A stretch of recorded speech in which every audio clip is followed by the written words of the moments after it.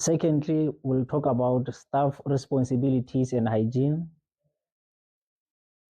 Firstly, protective clothing is very important in our farm. We must always wear clean protective clothing, make sure that it is washed regularly, and make sure that we do wear our gumboots. Never wear our protective clothing which are dirty and go to work with it.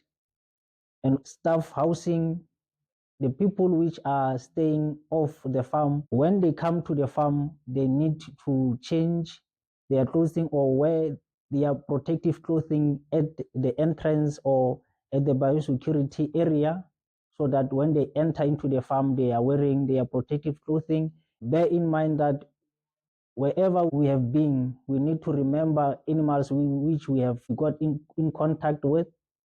For example, if we have touched birds or other animals, when we come into the farm, we need to specify as to which animals we did encounter, so that we can be aware of what risk that carry to our farm. We need to make sure that we do wash our hands and sanitize, especially before we eat and after handling animals, especially people which are handling sick animals and calves. They need to make sure that they are always clean. And then staff knowledge. Remember that as an employee, we are all team of biosecurity.